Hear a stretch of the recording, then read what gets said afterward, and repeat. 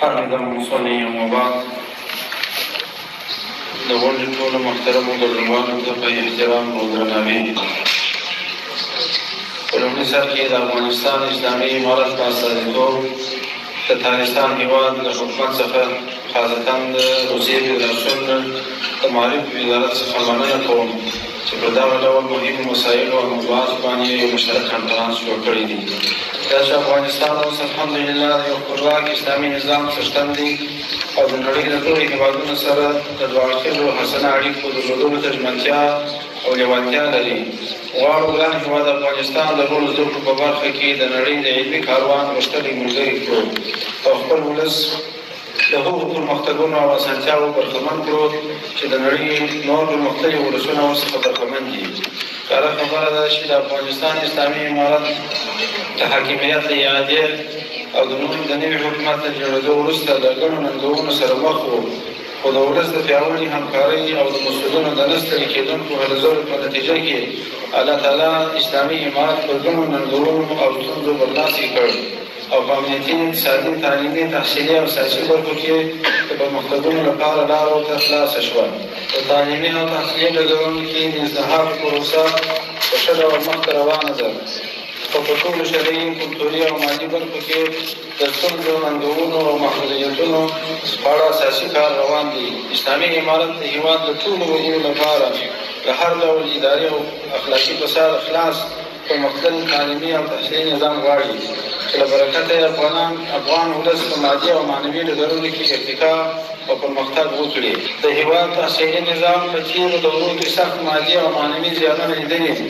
اسلامي امارت غواړي پوهنتونونه د سیاسي ډلو ټکلو او مختلفو فکري احزابو د کشمکش د ځالو پر ځای د ساینس، تکنالوژي او علمي مراکزو په توګه وځلېږي او ټولنې ته داسې خدمات او اشخاص وړاندې کړي چې اړتیا ورته لري. د لوړو زده کړو وزارت ته د اسلامي امارت د محترم مشرتابه ځانګړې توجه دا ثابتوي چې اسلامي امارت د هېواد حقیقي پرمختګ ته ژمن دی.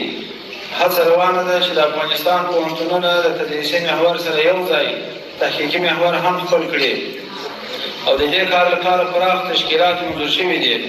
د پوهنتونونو د استادانو د ظرفیت لوړونې لپاره مهم پروګرامونه پلي شوي او نور د پلي کېدو په حال کې دي. دغه پروګرامونه د هېواد په کورنیو او بهرنیو پوهنتونونو کې پلي کېږي.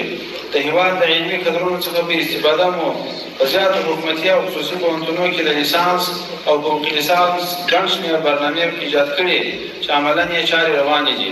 د افغان نړیوال پوهنتون په نامه مو یو ځانګړی پوهنتون د فوق لیسانس برنامو لپاره ایجاد کړي او د نورو تحصیلي نهادونو د ارتقا لپاره ځانګړي پلانونه په نظر کې لرو. افغانستان د لوړو زده کړو په برخه کې له ذکر شویو پرمختګونو سره ګڼې ستونزې هم لري چې د دوستو هېوادونو په تخنیکي او مسلکي ملاتړ حل کېدلی شي او د نور پرمختګ لپاره لارې ورته خلاصېدلی شي. په کافي اندازه د مسلکي کدرونو نشتون د دوستو هېوادونو مو هیله ده چې افغانستان ته د مسلکي کدرونو په رالېږلو سره او یا هم په خپلو هېوادونو کې د مسلکي کدرونو د روزنې لپاره د بورسونو په راکولو سره د افغانستان د لوړو زده کړو څخه ملاتړ وکړي.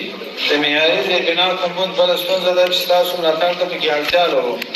د معیاري لابراتوارونو او علمي زده کړو د امکاناتو کمبود چې د افغانستان په موجوده اقتصادي وضعیت کې د یادې ستونزې حلول شاید ډېر وخت ونیسي. نو هیله دا ده چې په دغه برخه کې زموږ د تحصیلي نظام حمایت وشي. د تدریسي نصاب تکمیل او نوي کول، پوهنتونونو ته د ټکنالوژۍ په وسایلو سمبالول او یو شمېر نورې اړتیاوې پوره کول د لوړو زده کړو په کیفیت لوړولو کې مهم رول لري چې په دې برخو کې هم ستاسو هر اړخیزه همکاري غواړو.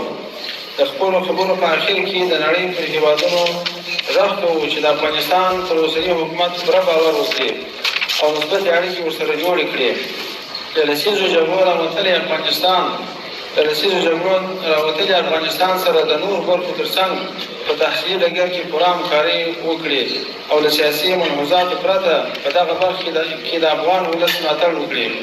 په پای کې ستاسو محترمو حاضرینو څخه نړۍ مننه کوم چې ما خبرې مو په پوره حوصله واورېدې. ښه وخت ولرئ.